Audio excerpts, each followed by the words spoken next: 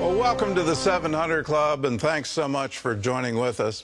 Public outcry from parents is rising, and they're protesting the president's push to include gender identity under sex discrimination. Well, a record 350,000 people registered comments on the government website, and since then, more than half of those have mysteriously disappeared. Heather Sells has the story. At one point, Americans had posted close to 350,000 public comments on the Title IX rule, which would affect K through 12 and college students. Some in favor and many with comments like these. As a teacher of middle and then high school students, this is a horrific idea. Stop throwing women under the bus. People take the time to comment more when they're concerned. And Candace Jackson would know. She served as acting assistant secretary for civil rights in the education department during the Trump administration. She says while there's no official count on which way the comments leaned, it is telling that so many wanted their voices heard. I think what this says is that there's a lot of concern that we're not pushing Title IX forward to be more protective of girls and women having equal educational opportunities. We're rolling that back. At the president's request, Education Secretary Miguel Cardona has proposed a reinterpretation of Title IX.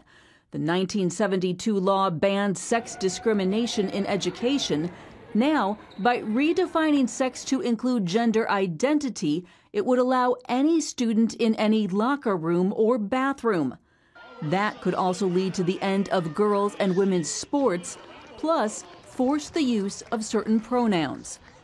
The actual number of Title IX comments is now in question after the Daily Signal found 160,000 somehow disappeared. Politico later reported the Education Department cited a clerical error.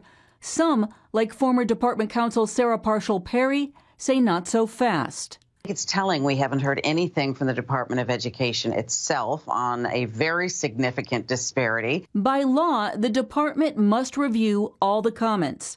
While that could take months, we can expect legal challenges in the meantime. I think that there are advocacy organizations that are very concerned about civil liberties, like what this will do to our First Amendment, freedom of speech, freedom of exercise of religion, due process. So it may be an uphill battle for the Department of Education to actually issue a final rule that will not be tied up in court for quite a while. State attorneys general could also sue, and there's also the possibility Congress could weigh in.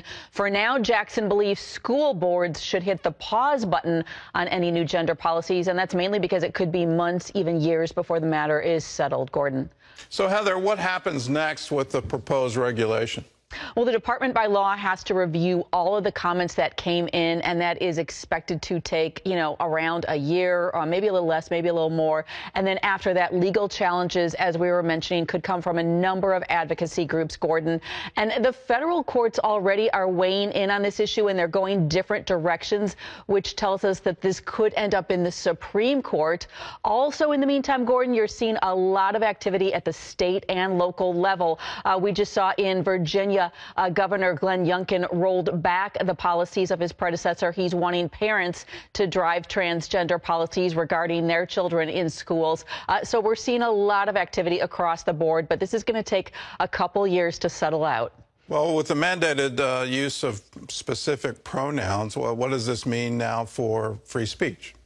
Right. What's really interesting is that there is a big push on the left to extend anti-harassment protections to gender identity. And then that gets into speech issues and using pronouns. We already saw this in Wisconsin, where a school accused 3 middle school students of using the wrong pronouns to address their classmate. And then even just this morning, Gordon, there is news around Vanderbilt University. Southern Baptist leaders are calling out Vanderbilt for not encouraging, or shall I say, discouraging employees from conscientiously objecting to trans surgeries and saying that they shouldn't bother working at Vanderbilt. So there is a lot of free speech issues and religious liberty issues surrounding all this that is definitely coming to play. Any possible chance that Congress could act here and say, no, you can't extend these regulations and try to rein this back in? And any hope from Congress on this? Right. Well, Sarah Parshall-Perry mentioned that to me. That's definitely a possibility. But of course, it depends on who controls Congress. And we've got the midterms coming up. So we'll see what happens. All right. Well, Heather, thanks for that report. And let me underline on this one just how far-reaching the regulatory authority is of a federal bureaucracy, in that how this kind of sea change, we're talking about a cultural change in every single public school in America. And you start enforcing this. Any school that gets federal funding, it also applies to them. Have we gone too far in a bureaucratic state where we allow a bureaucracy to dictate what we do in our schools? In my opinion, schooling needs to have heavy influence from the parents of the children attending. In other news, Vladimir Putin is escalating his war in Ukraine. He's calling up more troops and threatening that he might use nuclear weapons. Ephraim Graham has the latest from the CBN newsroom. Ephraim? Gordon, Putin is calling up 300,000 reservists to support Russia's war in Ukraine. This comes as his troops are suffering serious setbacks. In a speech to the Russian people, he claimed his troops are facing the best of Western forces and weapons in the war. He also said Russia will, quote, use all the instruments at its disposal to protect territorial integrity.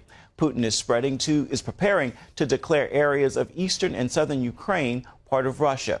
His officials in those territories are scrambling to hold referendums on the issue this week. The White House is calling that a sham.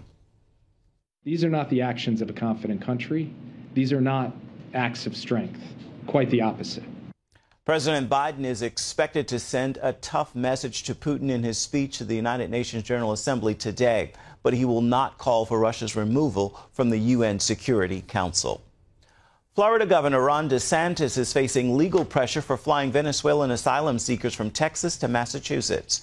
An advocacy group filed a class action lawsuit against DeSantis and Florida's Secretary of State on their behalf. The suit claims the migrants were manipulated into boarding the planes and deprived of their due process. A Florida official said the relocations were voluntary and the migrants signed consent forms. Meanwhile, a Texas sheriff in Bexar County has opened a criminal investigation, believing federal laws were broken. All of this as the border crisis reaches new highs. More than 2 million people have been apprehended this year. Turning now to the COVID crisis and President Biden's surprising statement on 60 Minutes declaring the pandemic is over. As CBN medical reporter Lori Johnson explains, health experts have conflicting views about what the president meant and where we now stand. By declaring the pandemic over, President Biden caught a number of people off guard and wondering how Americans will respond to that statement. The president made the comment during his first one-on-one interview in months. We're still doing a lot of work on it. But the pandemic is over. If you notice, no one's wearing masks. Everybody seems to be in pretty good shape. And so I think it's changing, and I think this is a perfect example of it. Putting the pandemic in the rearview mirror raises questions about continued vaccine mandates for the military and government workers. It could also make it difficult to pass the more than $22 billion COVID relief bill for vaccines, tests, and PPEs. We will continue to make sure that we have the supply that the population needs. And with the help of Congress, we'll be able to do that way into next year. And with U.S. deaths topping 400 daily, doctors warn against developing a false sense of security. Not to quote Rambo, but it's not over. It's not over.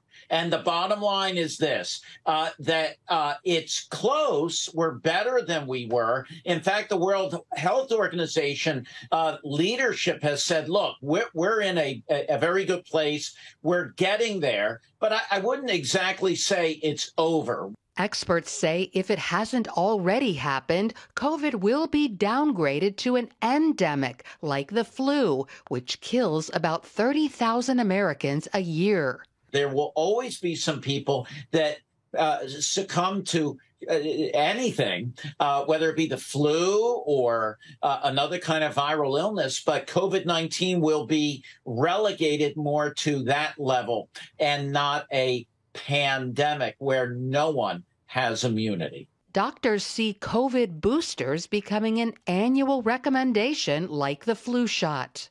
People who follow Christ, it's important that we do that, one, without fear. In other words, we know who holds tomorrow, and even if that tomorrow is terrible and ugly, our trust is in him. And the second, though, is that I think we should also do that with others' consideration. And I think we have learned that, I hope, during COVID, that my germs don't just affect me, for example, and I think we should be considerate and err on the side of caution and love. So while health experts may debate whether COVID is a pandemic or an endemic, one thing is certain: it's here to stay. Lori Johnson, CBN News. It is clearly here to stay. Gordon?